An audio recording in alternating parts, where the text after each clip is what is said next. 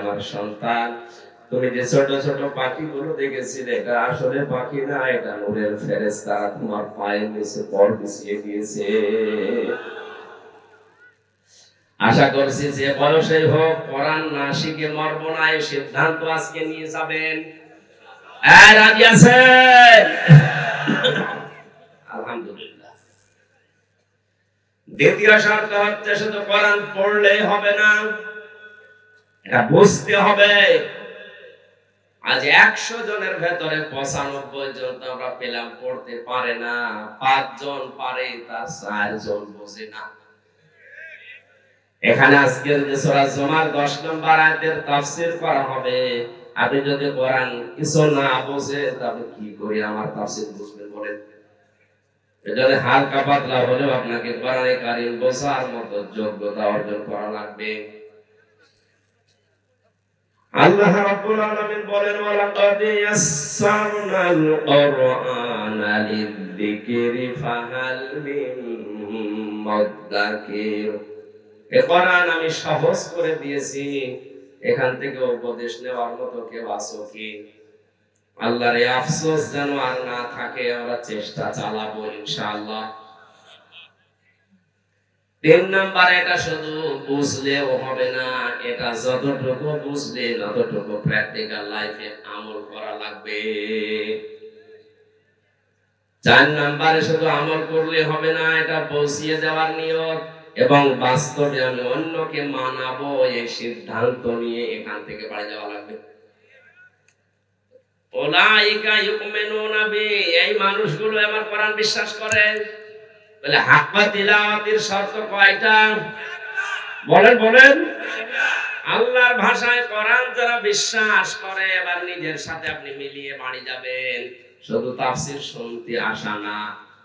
1 নম্বরে আপনাকে পড়া জানা লাগবে শুদ্ধ করে। 2 নম্বরে এটা বোঝার চেষ্টা চালানো লাগবে, বুঝতে হবে। 3 নম্বরে যতটুকু জ্ঞান অর্জন হবে আজকের তেলাওয়াতকৃত আয়াত থেকে, এটা এখন থেকে মেনে নেওয়ার সিদ্ধান্ত নিয়ে বাড়ি যাওয়া লাগবে। 4 নাম্বার, শুধু আমি মানবো না, এটা আমি মানাবো, এই সিদ্ধান্ত নেওয়া লাগবে। বাংলাদেশ সহ বিশ্বে কোরআনে কারীম যারা পড়ে, যারা বোঝে, যারা নিজের ব্যক্তিগত জীবনে আমল করে, তাদের সেরকম সমস্যা হয়েছে আমি পাইনি। এই 4 নাম্বার যেটা, যে আমি শুধু কোরআন শুদ্ধ করে পড়বো না, শুধু বুঝবো না, শুধু নিজে মানবো না, এটা আমি মানুষকে মানাবো। এই কথা যারাই বলে, যারাই কাজ করে, তাদের জীবনে ঝামেলা নেমে আসে। এই কথা বলার কারণে আব্বাস মাদানী আজ 32 বছর জেলে আছে কারাগারে। এই কথা বলার কারণে হাজারো আলেম আজ বাংলাদেশের জেলখানায়।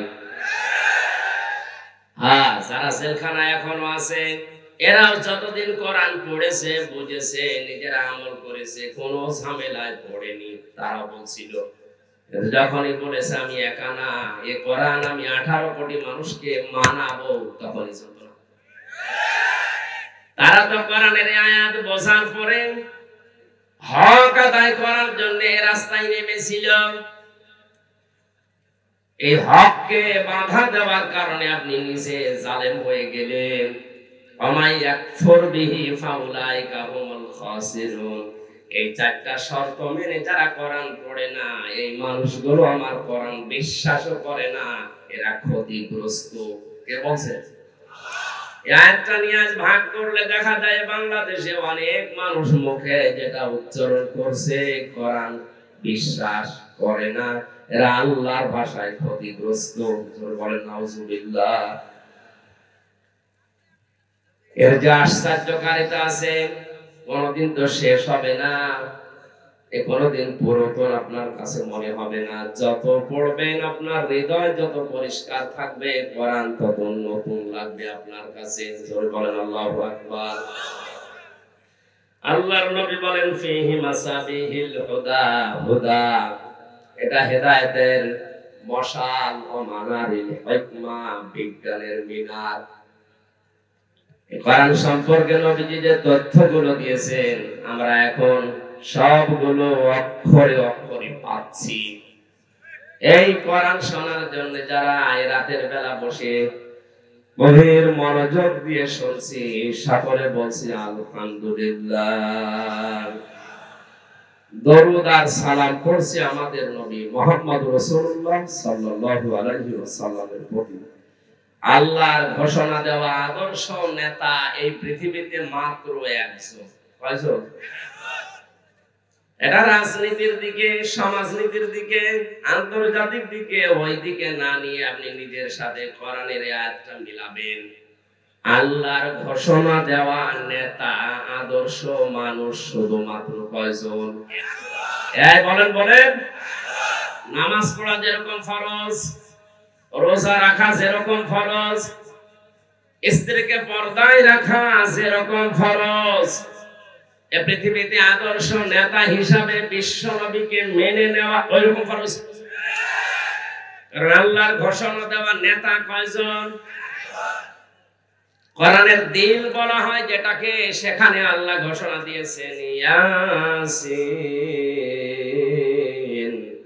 আল কোরআনিল হাকীম। আল্লাহ পাক বলেন ইয়া হরফে নিদা, ইয়া মানে হে, সিন মানে সাজ্জেদ। তাফসীরে কাবীর আল্লামা ফখরুদ্দীন রাজি রাহমাতুল্লাহ আলাইহি বিশাল তাফসীরে সিন শব্দের 5টা অর্থ তিনি দিয়েছেন।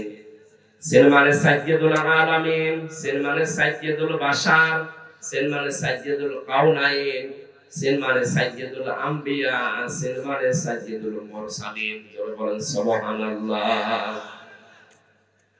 তিনি শুধুমাত্র আমাদের এই সিরাজগঞ্জের নেতাই না, তিনি এই বাংলাদেশ নামক এই দেশটার নেতা না, তামাম পৃথিবীতে, তামাম পৃথিবী শুধু না, যত জগৎ আল্লাহ বানিয়েছেন সাজ্জেদুল আলামিন, আলম না, যত জগৎ আল্লাহ বানিয়েছেন ইয়াতানাজ্জালুল আমরু বাইনাহুন্না, ওই সমস্ত জায়গায় আল্লাহর বিধিবিধান নাযিল হচ্ছে।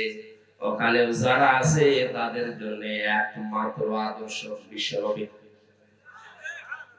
দ্বিতীয় নম্বরে সাজ্জেদুল বাশার।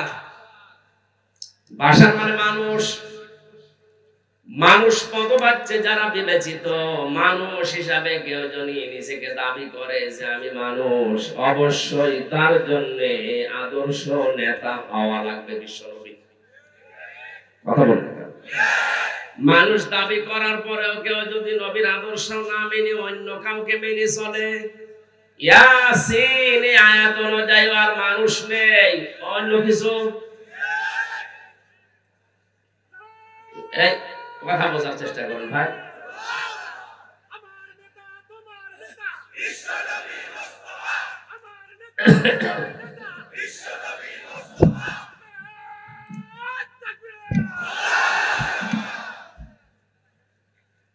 আমি আব্দুল্লাহ ইবনে উবাইয়ের জীবনী পড়েছিলাম। ওর পুরা জীবনে কোন ফরজ নফল বাদ গিয়েছে মুসলমান দাবি যেদিন করেছিল ওই দিন থেকে মরণ পর্যন্ত আমি পাইনি।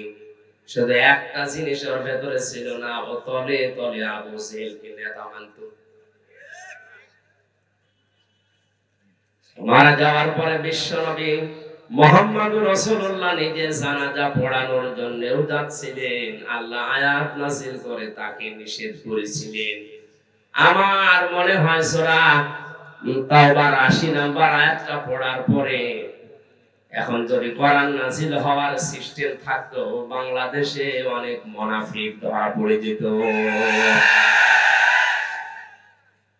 আর নামাজ, রোজা, হজ, যাকাত, পাগড়ি, টুপি, পর্দা, ব্যবসা সব ঠিক আছে, আদর্শ মানতে গিয়ে এমন মানুষকে মানে যার চরিত্র শয়তানের চাইতে খারাপ।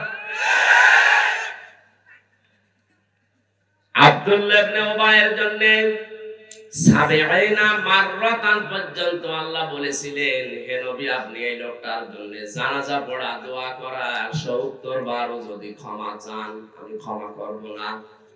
তাফসীরে খাজিনে মুফাসসির দিয়েছেন না, এটা তাফসীরে ফি জিলালিল কোরআনে আছে। সাইয়্যিদ কুতুব বলেন আল্লাহ রাব্বুল আলামিন সাবিঈনা মাররাতান যখন বললেন, নবীজি বলেন, ভাই জিবরাইল ৭০ বার দোয়া করলে আল্লাহ মাফ করবে না, আমি এই লোকটার জন্য ৭১ বার ক্ষমা চাবো। কত? নবীজি মনে মনে সিদ্ধান্ত নিয়ে ৭১ বার, ৭০ বার তো হয়ে গেছে, হয় না, ৭১ বারে তিনি হাত তুলে মোনাজাত করবেন। হঠাৎ করে আল্লাহ আয়াতের পরবর্তী অংশটুকু নাযিল করে দিলেন, ফালা ইয়াগফিরাল্লাহু লাহুম। এখানে যদি কা শব্দ দিত তাহলে আমাদের কোনো ঝামেলা থাকতো না। হোম দেওয়ার কারণে আমরাও ঝামেলায় পড়ে গেছি। ইয়াগফির এটা মুজারে, বর্তমান, ভবিষ্যৎ, প্রেজেন্ট, ফিউচার। এর আগে লান আছে, এর আগে আবার ফা আছে। খুব খেয়াল করে শুনেন, ফালাই ইয়াগফিরাল্লাহু লাহুম। হে নবী, আপনি এই লোকটার জন্য ৭১ বার ক্ষমা চাওয়ার মন স্থির করেছেন যে ৭১ বার মাফ চাবেন। এর জন্য যদি কিয়ামত পর্যন্ত আপনি মাফ চান, একে শুধু মাফ করব তা না, হোম বহু বছর দিয়ে আমি জানিয়ে দিলাম, এর মতো চরিত্র কিয়ামত পর্যন্ত যাদের হবে তাদের জন্য যদি কেউ ক্ষমা চায় তারও মাফ নেই। তাহলে ওর নামাজ ছিল রাসূলের পেছনে, ওর রোজা রাখতো রাসূলের সাথে, ইফতারি করতো রাসূলের সাথে, ওর ছেলের নাম, নিজের নাম, বাবার নাম, নাতি ছেলের নাম পর্যন্ত নবীজির কথা শুনে সব আব্দুল্লাহ আব্দুল্লাহ রেখেছিল। নবীজির কথা মানতে আমি তাকে একেবারে পাইনি তা না, জীবনে বহু অনুসরণ সে করেছে, শুধু তলে তলে ওর আদর্শ ছিল আবু জেহেল। এই ছোট্ট কথা থেকে যদি আপনি শিক্ষা নিতে না পারেন তাহলে আমার মনে হয় আপনার কপালে কোরআন হেদায়েত দিতে পারবে না। ১.৫ ঘন্টার কথা শুনেই যদি আপনি হেদায়েত পেয়ে যান, পেতে পারেন যদি আপনার মন থাকে। কি থাকে? গিরিশচন্দ্র সেনের কথা আমরা শুনেছি, কোরআনে কারীম বঙ্গ অনুবাদ করে, শুধু তা না, ও তাফসীরও লিখেছে। অথচ এই লোকটা কোরআন আমাদের চাইতে বেশি পড়েছে, বেশি লিখেছে, বেশি বুঝেছে, বেশি শুনেছে। কথা বলেন না কেন? তাফসীর লিখতে হলে এক একটা শব্দের একাধিক অর্থ জানা লাগে।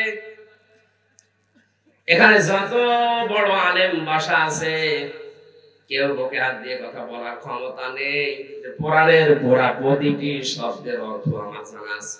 না, হয়তো জানা থাকলেও ভুলে গেছি। আমিও পুরাটা পড়েছিলাম, কিন্তু এখন আমার আর মনে নেই, এখন আবার দেখা লাগে, স্টাডি করা লাগে।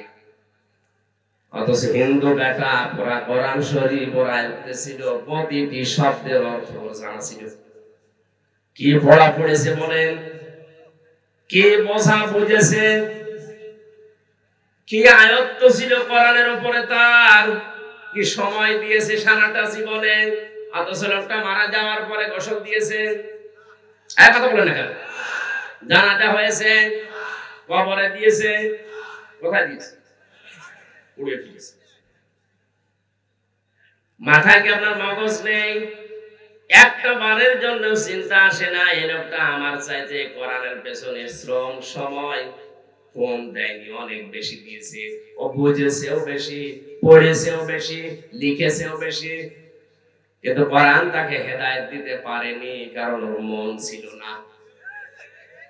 কোরআন থেকে হেদায়েত নেওয়ার মন ওর ছিল না। আল্লাহ জোর করে আপনাকে হেদায়েত দিয়ে জান্নাতে দেবে, অত দায় আল্লাহ পড়েনি।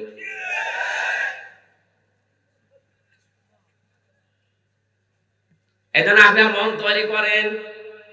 সারাটা জীবন না, আপনি যদি 10 মিনিট মন দিয়ে কোরআন শুনে সিদ্ধান্ত নিতে পারেন, কোরআনের যে কোনো শব্দ আপনাকে হেদায়েতের পথ বলে দিতে পারে, সে ক্ষমতা কোরআনের আছে। এই লোকটার জীবনী সম্পর্কে আল্লাহ কোরআনের আয়াত এমনিতে নাযিল করেনি, বলেন তো সাবিঈনা মাররাতান দিয়েছেন আল্লাহ। নবী আপনি ৭০ বার দোয়া করলে হবে না। নবীজি শেষ পর্যন্ত ৭১ বার দোয়া করার জন্য প্রস্তুতি নিচ্ছিলেন। সাইয়েদ কুতুব বলেন, শেষ পর্যন্ত আল্লাহ ফালাই ইয়াগফিরাল্লাহু লাহুম দিয়ে জানালেন নবী ৭০ বার না, ৭১ বার না, এর জন্য কিয়ামত পর্যন্ত দোয়া করলেও কবুল হবে না। শুধু এ না, ওহম দিয়ে জানিয়ে দিলাম, এর মতো চরিত্র দুনিয়ায় যাদেরই হবে তাদের জন্যও দোয়া করলে কাজ হবে না। এখান থেকে আমরা ঝামেলায় আছি না নেই? বলেন বলেন। কারণ নবীরা ছাড়া কারো ঈমান নিরাপদ না, যে কোনো সময় আপনি বেঈমান হয়ে যেতে পারেন। এজন্যই মাঝে মাঝে হযরতে ওমর হুযায়ফা ইবনে ইয়ামিনকে ডাক দিয়ে বলতেন, ভাই নবীজি তো অনেক গোপন কথা তোমার কাছে বলেছে, আমি শুনেছি ইন্তেকালের আগে মদিনায় মুনাফিক কারা কারা আছে তাদের একটা লিস্ট তোমাকে দিয়েছে, একটু দেখে বলো তো এই লিস্টের ভেতরে আমার নামটা আছে কিনা। হযরত হুযায়ফা বলে, খলিফাতুল মুসলিমিন কি বলেন আপনি, আপনার নাম থাকবে মানে? আপনি তো জিন্দা অবস্থায় জান্নাতের গ্যারান্টি পেয়েছেন। হযরত ওমর ডাক দিয়ে বলে, হুযায়ফা দুনিয়াতে নবী ছাড়া কারো ঈমান নিরাপদ না, কখন না জানি মানুষ বেঈমান হয়ে যায় শয়তানের ধোঁকায় পড়ে। যদি দেখো আমার নামটা ওই লিস্টের ভেতরে আছে, এখনো পর্যন্ত তওবা করার সময় আছে, আমি এখনো ফিরে আসবো, ভালো হয়ে যাবো। সরি বলেন সুবহানাল্লাহ। কারা কোন টেন্ডেন্সিতে ছিল তারা, আর আমরা আছি কোন ধান্দায়। এজন্য কখন আপনার ঈমান চলে যায় বলা যায় না, এখনই আপনাকে পরিবর্তন হওয়ার সিদ্ধান্ত নেওয়া লাগবে। যদি কোনো নেফাকি কোনো মুনাফিকি আমার ভেতরে থেকে থাকে, আছে কিনা আজকে আমি আলোচনার মাধ্যমে ফুটিয়ে তুলবো ইনশাআল্লাহ। সাইয়েদুল বাশার দিয়ে যেটা তাফসীরে মুফাসসির জানাতে চেয়েছেন, মানুষ দাবি করার পরেও যে বিশ্ব নবীকে আদর্শ মানে না, ও মানুষ না, ও জানোয়ার। এটা এই দেশের জন্য না, কথা বোঝেন আমার? আপনার হাতে পায়ে ধরে বলছি, আপনি আর যাই করেন আপনার আদর্শ যেন বিশ্ব নবী হয়। হয়তো দুনিয়াতেও আপনি অনেক কিছু হারাবেন, মরণের পরে তো আপনি হারিয়ে বসে আছেন। কারণ কবরের ভেতরে 3 নম্বরে প্রশ্ন হবে, মান হাযার রাজুল, এই লোকটা কে ছিল। তার আদর্শ যদি দুনিয়ায় আপনি না মেনে চলেন, মরণের পরে দেখে বলবেন লা আদরি, আমি এর চিনি না, আমি জানি না। জোরে বলেন নাউযুবিল্লাহ। 3 নম্বরে সাইয়্যিদুল কাউনাইন, তিনি শুধু এই জগতের না, উভয় জগতের মানুষ আর জিন যত সৃষ্টি আল্লাহ পাঠিয়েছেন সবার জন্যই ছিলেন আদর্শ।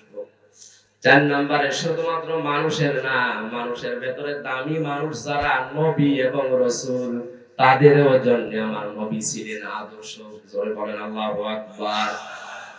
এজন্য ইয়াসিন সূরাটা একবার পড়লে 10 খতম করার সওয়াব হয়, অবশ্যই হয়। এখানে 86টা আয়াত আছে। আমি প্রায় 75টা বিষয় এই সূরার ভেতরে আলোচনায় পেয়েছি। সারা জীবনে যারা এই 75টা বিষয় বাস্তবে প্র্যাকটিক্যাল লাইফে আমল করতে পারবে, তারাই কোরআনে কারীমের এই সূরা ইয়াসিন থেকে যেটা আল্লাহ দিতে চান ওইটা পাবে। আর 10 খতম করার কোরআন শরীফ পড়ার সওয়াব অবশ্যই আপনি পাবেন, কিন্তু সওয়াবগুলো টিকে থাকার জন্য যে পেছনে সেলাই করা দরকার, ওই সেলাইগুলো হচ্ছে 75টা আমল। তাফসীরে ফি জিলালিল কোরআনটা, এই সূরা ইয়াসিনের তাফসীরটা যতটুকু সময় পাবেন দেখবেন, আপনার সূরা ইয়াসিন পড়ার পরে 10 খতম পড়ার সওয়াব পাওয়া যায়। এই সওয়াব ধরে রাখার যে নিয়ম ওখানে দেওয়া আছে। আল্লাহ তৌফিক দিন, বলেন আমিন। সূরা জুমা 10 নম্বর আয়াতটা আমরা পড়েছি, তাফসীর আকারে কথা বলার জন্য তৌফিক কামনা করছি আল্লাহর। জবান খুলে বলেন আউযু বিল্লাহি মিনাশ শাইতানির রাজিম। বিসমিল্লাহির রহমানির রহিম। فإذا قضيت الصلاة فانتشروا في الأرض وابتغوا من فضل الله واذكروا الله كثيرا لعلكم تفلحون।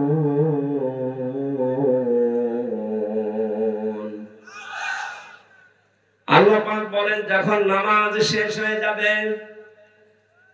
জমিনে ছড়িয়ে পড়ো, ছিটিয়ে পড়ো, আল্লাহর অনুগ্রহ তালাশ করো। ওয়াজকুরুল্লাহা কাসীরা। বাস্তবে কর্মজীবনে আল্লাহর অনুগ্রহ তালাশ করতে গিয়ে আল্লাহকে ভুলে যেও না, স্মরণ করো তাও বেশি পরিমাণে। আযকুরুল্লাহা কালিলুন, আল্লাহ দেন নিজে অল্প কিছু সময় স্মরণ করলেই হবে। কাসির না দেবার কাসির র আছে। আল্লাহ নামাজের আগে কিন্তু আযকুরুল্লাহ দেননি, যে নামাজ পড়তে যাওয়ার আগে আল্লাহকে স্মরণ করো, এই আয়াতে কথা নেই। কর্মজীবনে, প্র্যাকটিক্যাল লাইফে, বাস্তব জীবনে গিয়ে আল্লাহকে স্মরণ করো, তা অল্প স্বল্প নয়, বেশি পরিমাণে। এই দুইটা আদেশ যদি আমার বান্দারা মেনে নিতে পারে, লাআল্লাকুম তুফলিহুন, আমি আল্লাহ পাক বলে দিলাম, আশা করা যায় তারা সফল হবে। জোরে বলেন সুবহানাল্লাহ। আয়াতের কথা কয়টা? দুইটা। বলেন বলেন। এক নম্বরে নামাজ। এক নম্বরে কি? সুতরাং নামাজের সময় যখন হয়ে যাবে, প্রথমে যেহেতু কুদিয়াতিস সালাত আছে, দুনিয়ায় যত গুরুত্বপূর্ণ কাজ থাক না কেন, সব কাজ আমরা মুসলিম, আমাদের জন্য বাতিল। আগে নামাজ। এই কথা বলে না কেন? এই জন্য আজকের আলোচনার বিষয় বললাম, নামাজের সময় নামাজ, কাজের সময় কাজ। অন্যান্য জাতির কথা আমরা বাদ দিলাম। ৯৬% মুসলমান যেহেতু আমরা এদেশে আছি, নামাজের সময় যখনই হয়ে যাবে, যত বড় গুরুত্বপূর্ণ সময় থাক, ফরজ নামাজ আমরা বাদ দেব না। রাজি আছেন আপনারা? কারণ কোন মানুষ যদি নামাজ বাদ দিয়ে দেয়, আল্লাহ তার দায়িত্ব ছেড়ে দেয়। মহান আল্লাহ যদি কারো দায়িত্ব ছেড়ে দেয়, ওই লোকটা এক সেকেন্ডও নিরাপত্তা নিয়ে বেঁচে থাকা সম্ভব না। এই যে শরীরের ভেতরে যে রক্তগুলো প্রবাহিত হচ্ছে, এই সমস্ত কোষের ভেতরে 5 প্রকার ক্যান্সার বিজ্ঞান এখন বলছে হতে পারে। আল্লাহ না করো, আল্লাহ পাক যদি কারো দায়িত্ব ছেড়ে দেয়, আর যদি 1 প্রকার ক্যান্সার রক্তে ধরা পড়ে, 14 বংশ বিক্রি করে একটা ঔষধের পয়সা হবে না। তামিলনাড়ুতে আমি 1 মাস 23 দিন ছিলাম। আমার ছোট্ট মেয়েটাকে নিয়ে যখন ছিলাম, দেখি একটা লোক বাড়ি সিলেটে ডাক দিয়ে বলছে, ভাই আজকে আমার রিপোর্ট দিয়েছে ডাক্তার, আমার ক্যান্সার ধরা পড়েছে রক্তে, দোয়া করেন আমি যেন ঈমান নিয়ে মরতে পারি। কি হয়েছিল? প্রথমে বলে পায়ের নিচে আমার একটা ফুসকুড়ি দেখা দিয়েছিল, মনে করলাম এমনি এমনি ভালো হয়ে যাবে।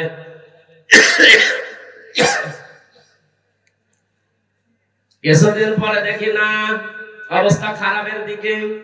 সিলেটে দেখালাম, ঢাকাতে দেখালাম, ওরা বলে আপনি ভারতে যান। আসলাম এখানে, আজ 13 মাস আমি এখানে আছি, লক্ষ লক্ষ টাকা আমার খরচ হয়ে গেছে।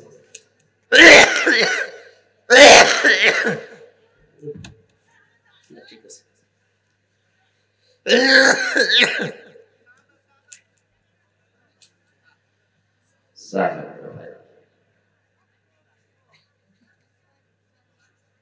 আজকে ডাক্তার রিপোর্ট দিয়েছে, রক্তের ভেতরে মানুষের 5 প্রকারের ক্যান্সার হয়, তার ভেতরে আমার নাকি 1 প্রকার হয়েছে।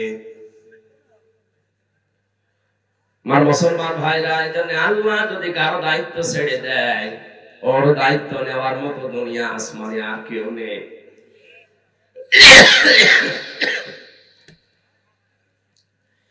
যেন আল্লাহর জিম্মায় থাকতে হলে তার সবচাইতে বড় হুকুম যেটা নামাজ, এটা পড়ার দরকার আছে না নেই? দুনিয়ার অনেক কিছু আছে এর ভেতরে, তা আখিরাতে তো আছে। পৃথিবীতে কোন মানুষ যদি 5 ওয়াক্ত নামাজ আদায় করার আগে ওযু করে, মহান আল্লাহ তাকে অনেক রোগ সব থেকে বাঁচিয়ে রাখেন। জোরে বলেন সুবহানাল্লাহ। যে যেই কর্মজীবনে আছেন, আজকে থেকে সিদ্ধান্ত নিয়ে যাবেন, জীবনে আজরাইল আসার আগে আমি মুসলিম, আমি ফরজ নামাজ ছেড়ে দেব না। এটা তো আপনি আজ 10-20 বছর একাধারে শুনছেন। হযরতে আব্দুল্লাহ আনসারীর জীবনী পড়েছিলাম, তিনি মাত্র একবার শুনেছিলেন এই ফরজ নামাজের গুরুত্ব। পরিবারস্থ লোকদেরকে গর্তের ভেতরে রেখে হলেও তিনি নামাজে আসতেন। হযরত ওমর একদিন নালিশ দিলেন, ইয়া রাসূলুল্লাহ, এই লোকটা প্রতিদিন পেছনে আসে নামাজে আর সবার আগেই দৌড় দিয়ে চলে যায়। আপনি মুনাফিকদের যে আচরণ বলেছিলেন, মুনাফিকদের জন্য বাজার ভালো লাগে বেশি, মসজিদ ওদের কাছে খারাপ লাগে। লোকটা আসে সবার পেছনে আর চলে যায় সবার আগে। আপনি এবার বলেন লোকটা কি? নবীজি বলেন, আন্দাজে মন্তব্য করা ঠিক নয়, চলো দেখি তার বাড়িতে গিয়ে। কয়েকজন সাহাবীকে নিয়ে নবীজি তার বাড়িতে গেলেন। ডাক দিলেন, আব্দুল্লাহ বাড়িতে আসো। আসসালামু আলাইকুম ইয়া আসসালামু আলাইকুম ইয়া আহলাল বাইত। একবার দুইবার তিনবার ডাক দেওয়ার পরে কাঁপতে কাঁপতে হযরতে আব্দুল্লাহ আসলেন। নবীজি বলেন, দেখো, আমি নবী যদি কারো উপর অসন্তুষ্ট হয়ে যায়, মহান আল্লাহ তার জীবনের সব আমল বাতিল করে দেয়। আমি কি তোমাকে তিনবার ডাক দেওয়ার পরে আসলে কেন প্রথম ডাকে সাড়া দিলে না? হযরত ওমর তোমার নামে কয়েকটা কথা বলেছে, জবাব চায়। হযরত আব্দুল্লাহ বলে, ইয়া রাসূলুল্লাহ, জবাব আমি দেব। আপনি যখন প্রথম আমাকে ডাক দিয়েছিলেন, আমি আপনার মুখে শুনেছিলাম যে মানুষ নিজে শুধু বাঁচতে হবে না, পরিবারকেও বাঁচাতে হবে। আমার স্বামী স্ত্রীর নামাজ পড়ার মতো কাপড় পোশাক শুধুমাত্র একটা, বাকি যে কাপড় আছে ওগুলো দিয়ে অন্তত নামাজ আদায় করার মতো কাপড় না। আমি নামাজ পড়তে গিয়ে যদি আপনার পেছনে নামাজ পড়ার পরও বসে সময় নষ্ট করি, আমার স্ত্রী বাড়িতে যাকে আমারে বাঁচানো লাগবে তার তো নামাজ কাজা হয়ে যাবে। এজন্য আমি দৌড় দিয়ে বাড়িতে চলে আসি। বড় পোশাক পরে শরীয়তে যেভাবে থাকা যায় ওইভাবে আমি সামনে যেতে পারি না, এজন্য ঘরের ভেতরে একটা ছোট গর্ত আমি করে রেখেছি। ছোট পোশাক পরে আমি ওই জায়গায় নেমে যাই। স্ত্রী এই বড় পোশাকটা পরে নামাজ আদায় করে, ওই পোশাকটা আমার দিলে ওইটা নিয়ে আমি বাইরে আসি। আল্লাহর নবী তার কথাগুলো শুনছিলেন আর কাঁদছিলেন। শিকল দিয়ে বাঁধা। নবীজি বলেন, ওরে দেড় দিয়ে শিকল দিয়ে বেঁধে রেখেছো। সাহাবী বলে, হে নবী, আমি আপনার মুখে শুনেছি লা ইয়াদখুলুল জান্নাতা জাসাদুন গুযিয়া বিল হারাম। ওই শরীর জান্নাতে যাচ্ছে না, যাবেও না যার শরীরটা হারাম দিয়ে লালিত পালিত হয়। আমি যে পোশাকটা পরে বাইরে কর্মজীবনে যাই, আমার এই সন্তানটা ছোট মানুষ, আমার স্ত্রী তো ঘর থেকে ওভাবে বারবার বের হতে পারে না। ওই যে একটা খেজুর গাছ দেখছেন, ওইটা বাঁকা হয়ে নদীর বাগানের খেজুর গাছ আমার উঠানের উপরে এসেছে। ওখান থেকে বাঁকা খেজুর যখন পড়ে, আমার ছোট ছেলেটা না বুঝে হয়তো দু একটা কুড়িয়ে খেয়ে ফেলতে পারে। আমি মুসলিম দাবি করি, আমি আপনার উম্মত। আমার সন্তান যদি মানুষের জিনিস না বলে খায়, এটা চুরির ভেতরে গণ্য। চুরির যে সংজ্ঞা আছে, কারো জিনিস না বলে নেওয়া, না বলে খাওয়া, এর নাম চুরি। এর নাম কি? আমি মুসলমান, আমার এর নামে কলঙ্ক হয়ে যাবে। এজন্য যতক্ষণ আমি কর্মজীবনে বাইরে থাকি, ছেলেটাকে বেঁধে রাখতে আমার কষ্ট হয়, এরপরও আমার ছেলেটাকে আমি বেঁধে রাখি। আমার ঘটনা বলার উদ্দেশ্য নয়, এই হাদিসটা আমি এই জন্য বলছি, এই মানুষগুলোর দিকে তাকান। আল্লাহর ফরজ বিধানের কথা মাত্র তারা জীবনে একবার শুনেছিল, কত গুরুত্ব দিয়েছে। আমরা জন্মের পর থেকে শুনতেছি নামাজ, এই নামাজের গুরুত্ব আমাদের কাছে গুরুত্ব আসে না। আব্বালু মা ইউহাসাবু বিহিল আবদু ইয়াউমাল কিয়ামাতিস সালাহ। নবীজি বলেন, কিয়ামত যেদিন কায়েম হবে, সর্বপ্রথম আল্লাহ কিন্তু মানুষকে নামাজের হিসেব ধরবেন। জিজ্ঞাসা করবে, হামজা, জীবনে নামাজ পড়েছিলি কিনা আগে বল। আমার জীবনে যদি ফরজ সেজদাগুলো না থাকে, ওই দিন আমি কিন্তু 100 ভাগ ধরা খেয়ে যাব। মিথ্যা যদি বলি আমি নামাজ পড়েছিলাম, আল্লাহ রাব্বুল আলামিন বলেন তাহলে সেজদা দিয়ে এবার দেখা। বেনামাজি মানুষগুলো সেজদা দিতে পারবে না, সূরা কলমের ভেতরে আছে। আল্লাহ পাক বলেন ওই মানুষগুলো তখন উল্টিয়ে পড়বে, লক্ষ লক্ষ মানুষের সামনে তখন তারা অপমান হবে। সুতরাং কিয়ামতে কোটি কোটি মানুষ থাকবে, এগুলোর সামনে অপমান না হয়ে যদি সম্মান পেতে চায়, আমাদের এই জীবদ্দশায় নামাজের দরকার আছে না নেই? আশা করছি আজকের এই ওয়াজ শোনার পর থেকে মরণ পর্যন্ত ফরজ নামাজ ছাড়বেন না। যত বড় গুরুত্বপূর্ণ কাজ থাক না কেন, অন্তত যদি নফল আর সুন্নাত পড়তে নাও পারেন, পরে পড়ে নিয়ে ফরজটা অবশ্যই আদায় করবেন। মানুষ নামাজ অনেকে পড়ে না, তার ভেতরে অন্যতম কারণ হচ্ছে অধিকাংশ মানুষ নামাজের বিষয়ে জানে না। আমার কুষ্টিয়া জেলার গ্রামের বাড়িতে যেখানে হালসা, মাঝে মাঝে ওখানে যেতাম, যে দেখি ফজরের নামাজে মাত্র 3 জন। ইমাম সাহেব মুয়াজ্জিনকে বললাম মানুষ কয়? বলে হুজুর এলাকার মানুষ নামাজ পড়ে না। পড়ে না এ দোষ শুধু ওদের না, এ দোষ আমার। আসলে নামাজ যে কি, নামাজের ভেতরে কি পাওয়া যায়, নামাজে কি মজা আছে, এটা এলাকার অধিকাংশ মানুষ জানে না। এই কারণে ওরা নামাজে আসে না। সুতরাং এটা আগে জানানো লাগবে। সূরা ফাতিহা বাদ দিয়ে 4টা সূরা যদি শুদ্ধ করে অর্থ সহ একটু আধটু হলেও ব্যাখ্যা সহ ওদেরকে জানানোর ব্যবস্থা করা যায়, নামাজের 13টা ফরজ 14টা ওয়াজিব দিয়ে অন্তত নামাজ কি এটা যদিও নামাজের শান্তি পায়, এই 3 জন না এই ফজরের নামাজে 300 মানুষ হাজির হবে। একটা মাদ্রাসা করে দিয়েছিলাম আমার মায়ের নামে, একটা বছর পরে দেখি নামাজি প্রায় 5 থেকে 6 কাতার এখন প্রায় নামাজি হয়ে গেছে। মানুষ তো তারাই ছিল, শুধুমাত্র কোরআনে কারীম জানার ব্যবস্থা করে, বোঝার ব্যবস্থা করে দেওয়ার কারণে এখন তারা নামাজে মজা পেয়েছে, পিটালেও এখন তারা নামাজ পড়বে না।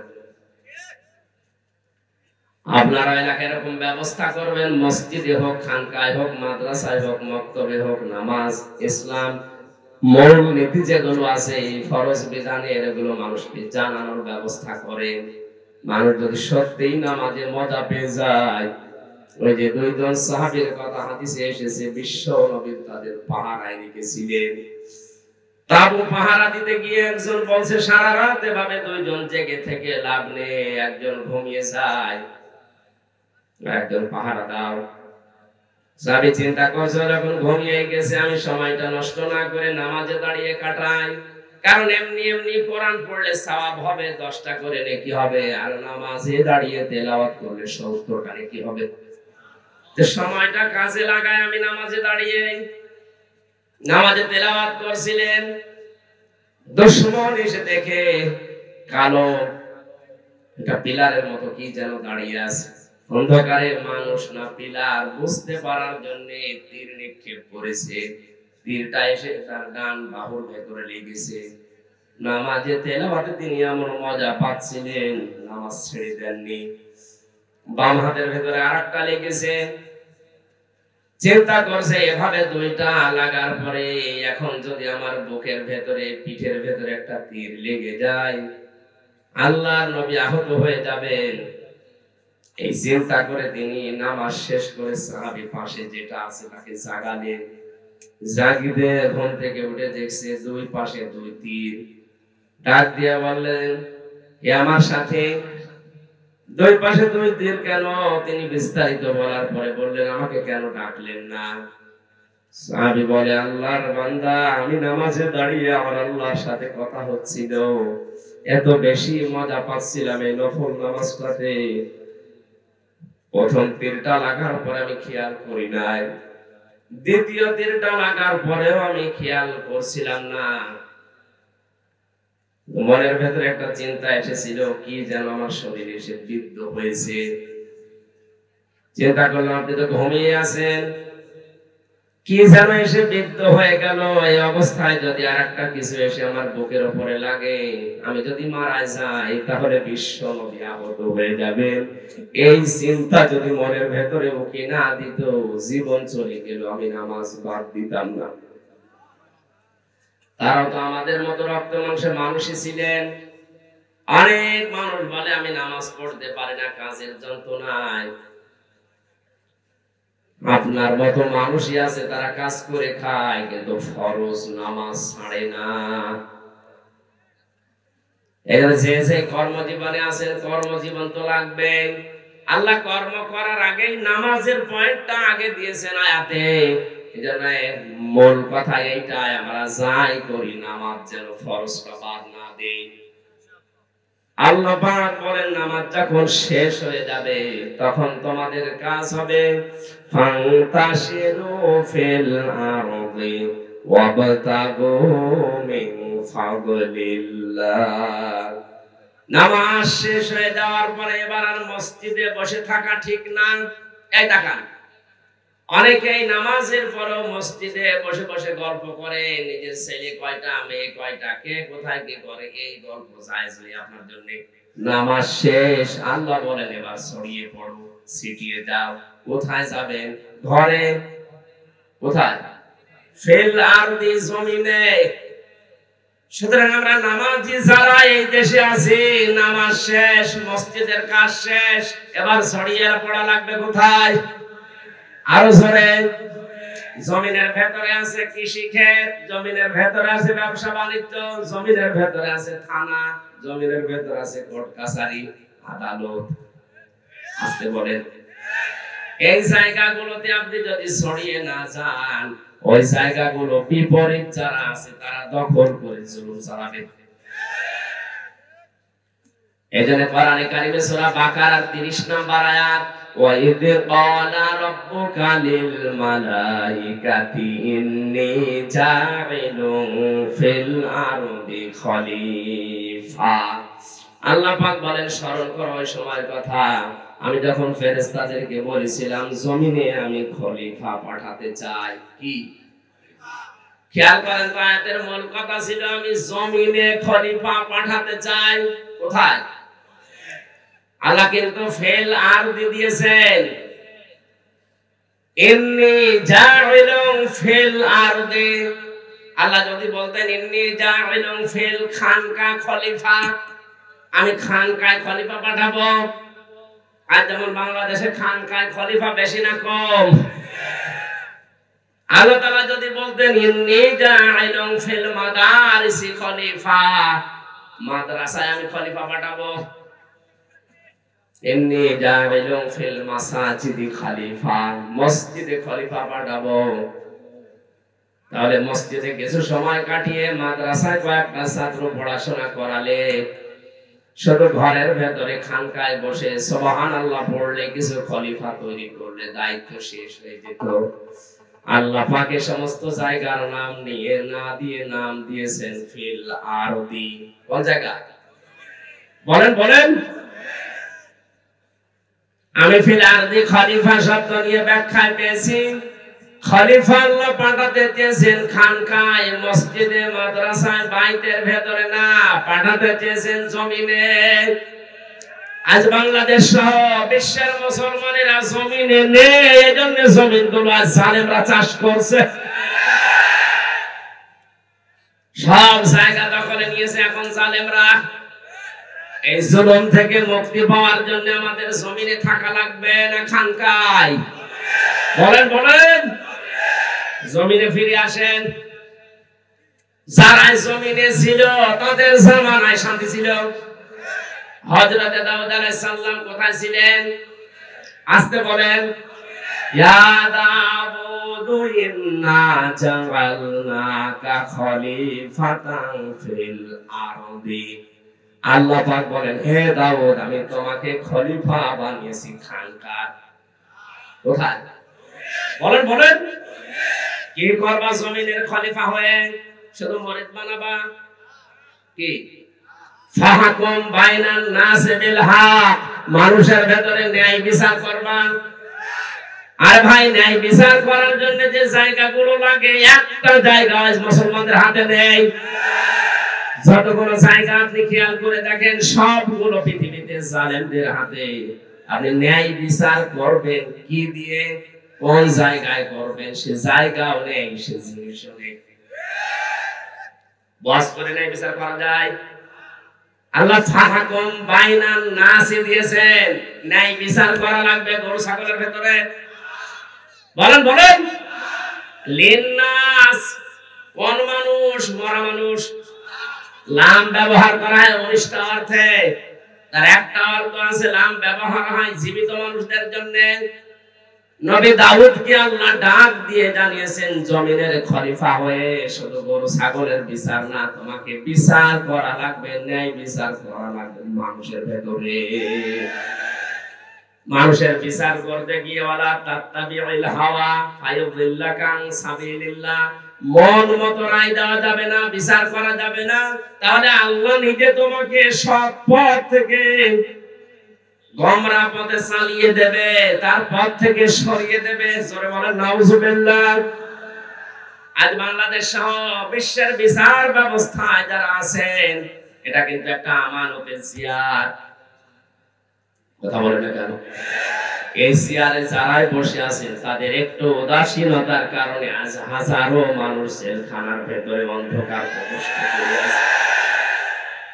আমি কোন অপরাধে 3 বছর এই অন্ধপ্রকোষ্ঠে থাকবো? আপনি জবাব দেন।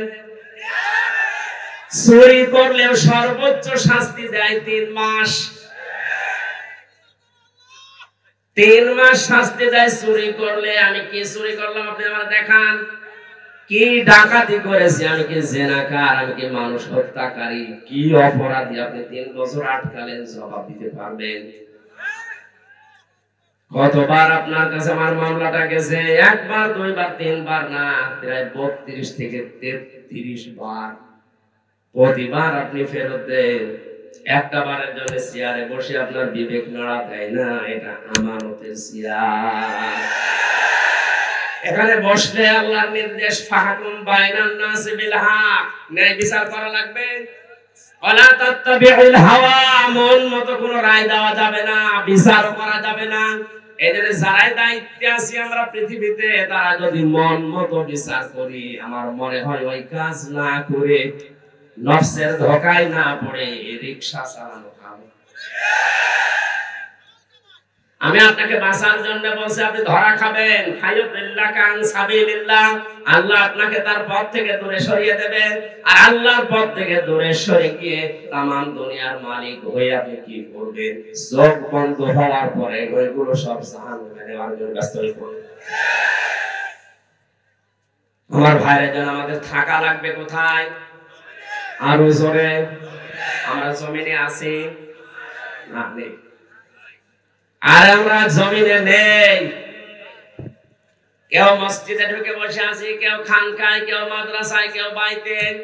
জমিটা যেহেতু ফাঁকা, এই জন্য তো মন মতো জমিন চালাচ্ছে তামাম দুনিয়ার জালেমেরা। এখানে যদি ন্যায় বিচার প্রতিষ্ঠা করতে হয়, আমাদেরকে জমিনে ফিরে আসা লাগবে। আল্লাহ আমাদেরকে হযরতে ওমরের মতো জমিনে ফিরে আসার তৌফিক দিন। জমিনে শুধু সে আপনি কি করবেন? অবতাগু মিন ফাদলিল্লাহ, আল্লাহর অনুগ্রহ তালাশ করেন। এই পৃথিবীতে আল্লাহর যত অনুগ্রহ আছে, দয়া আছে, সবচাইতে বড় দয়া হচ্ছে হালাল রুজি। এইজন্য হালাল রুজির কথার আগে আল্লাহ ওয়াসকুরুল্লাহ কাসীরা দিয়েছেন। হালাল রুজি কামাই করতে গিয়ে যেন আমাকে ভুলেছিও না, ওখানে আমি আল্লাহকে স্মরণ করবা। যারা আজ দোকানদারি করে, ব্যবসা করে, তাদেরকে আল্লাহ জানিয়েছেন ওয়াইলুল লিল মুতাফফিফিন আল্লাযীনা ইযা তালু আলান নাসি ইস্তাউফুন। ধ্বংস হয়ে যায় দোকানদার গুলো যারা ওজনে কম বেশি করে, নেওয়ার সময় বেশি নেয়, দেওয়ার সময় কম দেয়। এটা শুধুমাত্র যারা দোকানদারি করে, ব্যবসা করে, এদের জন্য না, তামাম পৃথিবীর সবার জন্য এই আয়াত। কথা বলে না কেন? যারা শিক্ষকতা করে, প্রাইমারি থেকে বিশ্ববিদ্যালয় পর্যন্ত যারা শিক্ষক, এরা ক্লাসে যেগুলো শিক্ষা দেওয়ার কথা অধিকাংশ হক আদায় করে না। এই জন্য কোচিং করা লাগে, এই জন্য প্রাইভেট পড়া লাগে। সরকার আপনার কাছ থেকে 8 ঘন্টা কিনে নিয়েছেন। 8টা ঘন্টা যদি আপনি সঠিকভাবে যা পেয়েছিলেন ওইভাবেই দিতেন। বিশ্ববিদ্যালয়ের শিক্ষক হওয়ার জন্য কত যোগ্যতা অর্জন করা লাগে, কত কিছু কত জায়গা থেকে নেওয়া লাগে।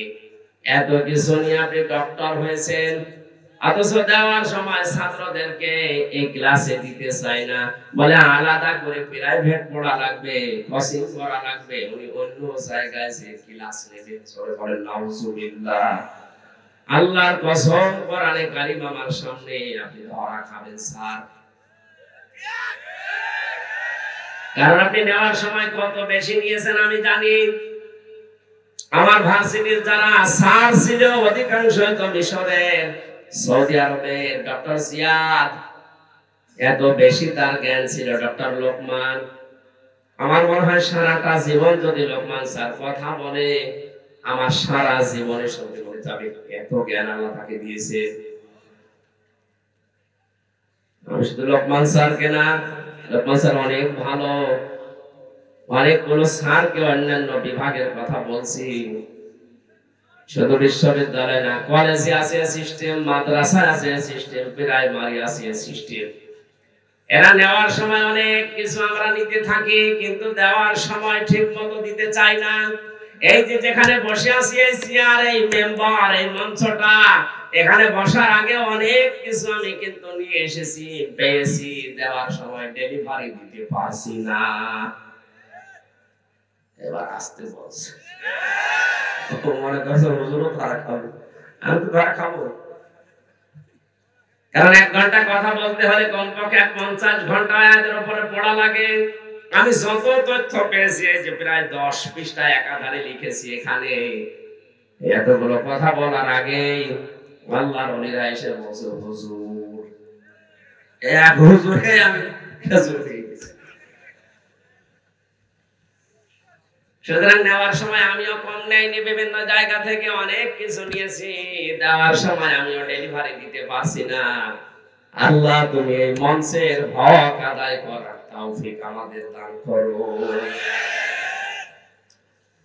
কর্মজীবনে যে আল্লাহকে বেশি স্মরণ করো, মানে ওজনে কম বেশি করবেন না, খাদ্যে ভেজাল দেবেন না। অনেক মানুষ আছে সুবহানাল্লাহ, আলহামদুলিল্লাহ, নামাজ রোজা, এমনকি মানুষ তাহাজ্জুদ পড়ে, কিন্তু বাস্তবে প্র্যাকটিক্যাল লাইফে ওর কর্মজীবনে ও হালাল থাকতে পারছে না। আমার অনার্সের সার্টিফিকেট তুলতে গিয়েছিলাম বিশ্ববিদ্যালয়ে, মাস্টার্সের টানতে গেলাম, যিনি দায়িত্বে আছেন বললাম, স্যার একটু সই করে দিলেই হয়ে যায়। আমার বলছে, হামজা তাড়াতাড়ি করো। স্যার তাড়াতাড়ি করছি। কিছুক্ষণ পরে বললাম, স্যার আমি গাড়ি ধরবো, একটু তাড়াতাড়ি দিলে ভালো হতো। তুমিও তাড়াতাড়ি করো, আমি জোহরের নামাজের জামাত ধরবো। আমি তো কিছু প্রথমে বুঝতে পারি না, ডাক দিয়ে বললাম, স্যার আপনি কি ইশারা দেন, আমি তো তাড়াতাড়ি করছি। স্যার এবার মুখ ফুটে বলে ফেলছে, হামজা 2000 টাকা বের করো। বললাম, ও আপনি নামাজে যাবেন, জোহরের নামাজে জামাত ধরবেন, আপনার এইটা আসল জামাত। সরকার আপনার কাছ থেকে 8 ঘন্টা কিনে নিয়েছে, দায়িত্ব দিয়েছে কি 8 ঘন্টার ভেতরে ছেলে মেয়েরা আনবে, সই করে সিল মেরে আপনি কাগজটা দিয়ে দেবেন, এইটা আপনার নামাজ। এই কথা বলে না কেন?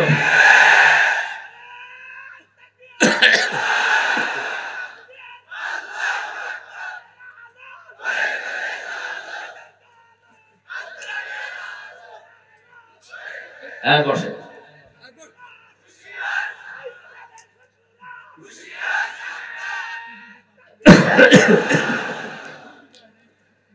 অথচ নামাজ মনে করেছে ওই 5-7 মিনিট 10 মিনিট যেটা জামাতে নামাজ পড়বে ওইটাকে, আর এইটাকে উনি দুনিয়ার কাজ মনে করছে। এই জন্য আল্লাহ কর্মজীবনের আগে ওয়াজকুরুল্লাহ কাসীরা দিয়েছেন। যে কর্ম জীবনে গিয়ে যেন আমাকে ভুলে যেও না, ওখানেও আমার আলোচনা আছে, স্মরণ আছে, জিকির আছে, ওইটা তোমার কর্ম জীবনের দায়িত্ব। জোরে বলেন সুবহানাল্লাহ। জীবন যদি সফল করতে চান অবশ্যই আপনাকে এই দুইটা কাজ করা লাগবে। এজন্য মসজিদে মানুষ যখন প্রবেশ করে ডান পা দিয়ে বলে আল্লাহুম্মা ইন্নী আসআলুকা মিন ফাদলিকা, হে আল্লাহ আমি তোমার কাছে তোমার অনুগ্রহ চাই, দয়া চাই।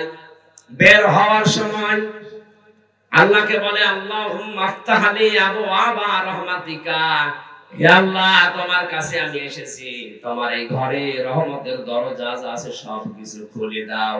এজন্য আল্লাহর দয়া রহমত পেতে হলে মসজিদমুখী হওয়া লাগবে, আর আল্লাহর ফজল অনুগ্রহ পেতে হলে জমিনমুখী হওয়া লাগবে। কথার অর্থ আমি বোঝাতে পেরেছি?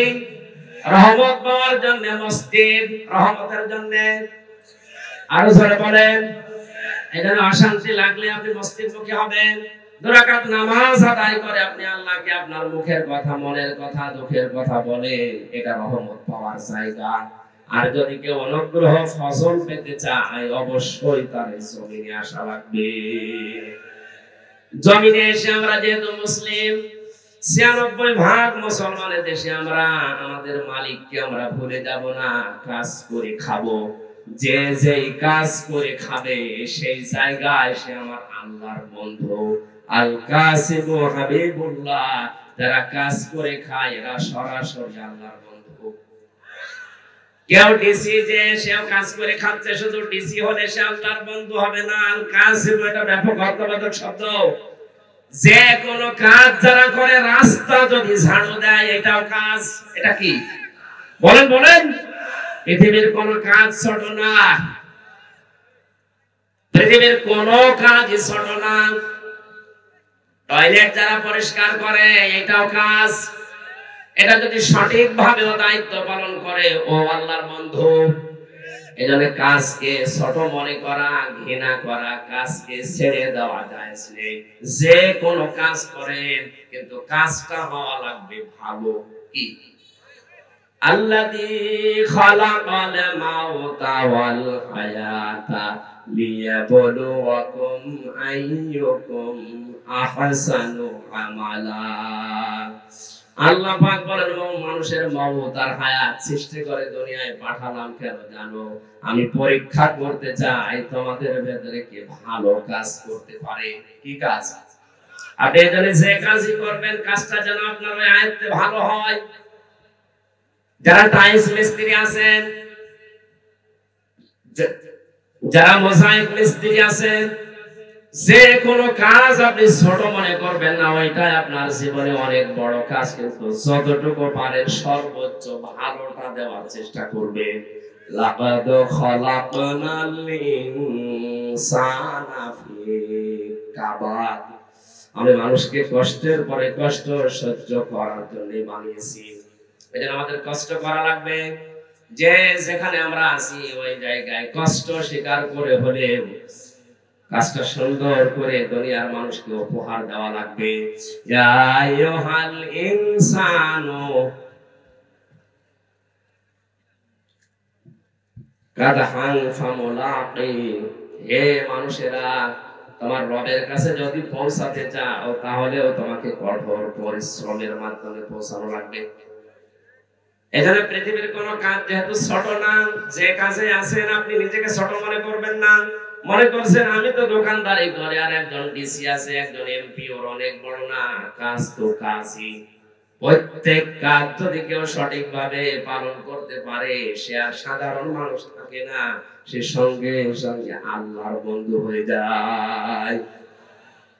আল্লাহর যদি কেউ বন্ধু হয়, আল্লাহু ওয়ালিয়্যুল্লাযীনা আমানু ইখরিজুহুম মিনাস যুলুমাতি ইলান নূর।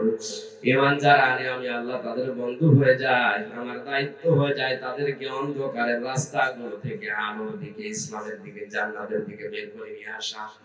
সুবহানাল্লাহ। আল্লাহ আমাদের জীবন সফল করার জন্য যে পদ্ধতিগুলো দিলেন এখন থেকে জীবনে যতদিন হায়াত আছে নামাজের সময় আসলেই নামাজ, নামাজ শেষ আর বসে থাকবো না, নামাজের পরে যাব কোথায়? কাজে। কোথায়? যে যে ধরনের কাজ পেয়েছেন কাজ করেন, ওই কাজে যে সঠিক থাকতে পারলে আপনি আল্লাহর ওলি হয়ে বন্ধু হয়ে দুনিয়া থেকে বিদায় নিতে পারবেন। আল্লাহ আমাদের তৌফিক দিন, জোরে বলেন আমিন। মা বোন যারা এসেছেন তাদের জন্য মাত্র কয়েকটা ওয়াজ করছি তিরমিজি শরীফ থেকে। সম্মানিত মা বোনেরা, আপনার তাওয়াক্কুল হওয়া লাগবে হযরতে হাজেরা রাদিয়াল্লাহু তাআলা আনহার মতো, আপনার ইবাদত বন্দেগী হওয়া লাগবে হযরতে মরিয়মের মতো, আপনার দৃঢ় ঈমান তৈরি করা লাগবে হযরতে আসিয়া রাদিয়াল্লাহু তাআলা আনহার মতো, আপনার স্বামী ভক্তির উদাহরণ হওয়া লাগবে খাদিজাতুল কুবরা রাদিয়াল্লাহু তাআলা আনহার মতো, আপনার জ্ঞান অর্জন করার স্পৃহা থাকা লাগবে হযরতে আয়েশার মতো, আপনার পর্দা পশিদা এগুলো থাকা লাগবে বিশ্ব নবীর সপনে ফাতেমাতুজ জোহরার মতো। আল্লাহ এই 6টা নারীকে নারীদের জন্য আদর্শ বানিয়ে দিয়েছে। রাজগঞ্জ সহ বিশ্বের মা বোনদেরকে 6টা নারীকে আদর্শ হিসেবে মেনে চলার তৌফিক দিন আমিন। আমার শরীরের দিকে এবং কণ্ঠের দিকে কাশি যেভাবে হচ্ছে আমি আর কথা বলতে পারছি না। সামনে শরীর সুস্থ হোক, ভালো হোক, পরিবেশ আসলে কথা বলবো। এখন মুসাফির, মজলুম এবং অসুস্থ এই 3টা বিষয় সামনে রেখে আমরা একটা মোনাজাত করছি। আল্লাহুম্মা আমিন। এই মোনাজাতটা বসে করেন ভাই। রব্বানা যালামনা আনফুসানা ওয়া ইল্লাম তাগফির লানা ওয়া তারহামনা লানাকুনান্না মিনাল খাসিরিন। রব্বুল আলামিন, সারাটা জীবন অপরাধ করে জীবনটা নষ্ট করে ফেলেছি। হাত উঠায় কথা বলবো ভয় করে, লজ্জা করে। জীবনের অপরাধের দিকে তাকালে তোমার জান্নাতের আশা করা যায় না। আমাদের জীবনের অপরাধের দিকে তাকালে হয়তো তোমার ক্ষমা করতে ইচ্ছেও করবে না। অপরাধের দিকে তাকিও না, তোমার রহমতের দিকে, তোমার অনুগ্রহের দিকে তাকিয়ে তুমি মাফ করে দাও। সূরা জুমার এই 10 নম্বর আয়াতে যে আদেশগুলো তুমি আমাদেরকে দিয়েছো অক্ষরে অক্ষরে পালন করার সুযোগ এবং পরিবেশ তৈরি করে দাও। এই মাহফিলের আয়োজন যারা করেছে, শোনার জন্য যারা এসেছে, কিয়ামতের ওই কঠিন ময়দানে এটা জান্নাতে যাওয়ার একটা মাধ্যম বানিয়ে দিও আল্লাহ। সম্মানিত মা বোনেরা পর্দার আড়ালে বসে আছেন, আল্লাহ তাআলা তাদেরকে 6 জন নারীকে সামনে রেখে জীবন চালানোর তৌফিক দাও। তাদের তাওয়াক্কুল তুমি হযরতে হাজেরার মতো বানিয়ে দাও। রব্বুল আলামিন তাদের স্বামী ভক্তির যে নিদর্শনটা খাদিজাতুল কুবরার মতো তৈরি করে দাও। তারা যেন স্বামীকে সম্মান করতে পারে সেই তৌফিক মা বোনদের দান করো। তাদের পর্দা পশিদাকে হযরতে ফাতেমার মতো বানিয়ে দাও। তাদের দৃঢ় ঈমানকে হযরতে আসিয়ার মতো বানিয়ে দাও। আল্লাহ তাআলা তিরমিজি শরীফের হাদিসটা আমাদের মা বোনদেরকে তুমি বাস্তব জীবনে প্রেক্ষাপটে এই দেশে মেনে চলার সুযোগ করে দাও। যত অতিথি আজকে এসেছে আল্লাহ, আমি কোরআন হাদিস থেকে সঠিকটা তুলে ধরার তৌফিক তুমি আমাকে দিয়েছো, আমি তুলে ধরেছি। এই মানুষগুলোকে তুমি মেনে চলার তৌফিক দাও। আমাদের অনেকের রোগ শোক আছে, বিশেষ করে আমি নিজে অসুস্থ, শেফায়ে কামিলা আজলা নসিব করো। রব্বুল আলামিন আমার কণ্ঠটা, আমার শরীরটা তুমি ভিক্ষা দাও, আমাকে জ্ঞান তুমি ভিক্ষা দাও। সহজ সরল ভাষায় অল্প সময়ের ভেতরে কোরআনের কথাগুলো তোমার বান্দা বান্দীদের বোঝাতে পারে ওই তৌফিক আমারে দান করো আল্লাহ। মানুষেরা মনে করে নামের আগে মাওলানা মুফতি আছে জন্য আমরা আলেম। আলেম হওয়া যেভাবে দরকার এইভাবে আমাদেরকে কবুল করো। যে দায়িত্ব তুমি দিয়েছো এই মেম্বারের এই মঞ্চের হক আদায় করার তৌফিক দাও। না জানি আবার কিয়ামতে তোমার দরবারে আমরা ধরা পড়ে যাই কিনা। আল্লাহ তাআলা আমার মা বাবা সহ যত মানুষ আমরা হাত তুলেছি মা বাবার জন্য মেহেরবানি করে ক্ষমা করে দাও। যে বাড়িতে এসে বসেছিলাম ওই বাড়ির উপরে তোমার রহমত নাযিল করো। প্রশাসনের ভাইরা যারা এসেছেন, নিজেদের বাবা মা আত্মীয় স্বজন স্ত্রী পুত্র সন্তান গুলো নিজ নিজ এলাকায় রেখে যারা দেশ এবং জাতির দায়িত্ব পালন করে, আল্লাহ তুমি তাদেরকে দেখে রাখো। তাদের বাড়ি ঘর আত্মীয় স্বজন মা বাবাকে তোমার কুদরতের নজর দিয়ে তুমি আটকাও। বারাকাল্লাহু লানা ওয়া লাকুম ফিল কোরআনিল আযীম। যখন মরণ আসবে যেন পড়তে পারি লা ইলাহা ইল্লাল্লাহু মুহাম্মাদুর রাসূলুল্লাহ। আসসালামু আলাইকুম। আমার শরীর অত্যন্ত খারাপ ভাই, আপনারা কথা শোনা পরে বুঝলে দোয়া করেন আল্লাহ যেন সুস্থ করেন।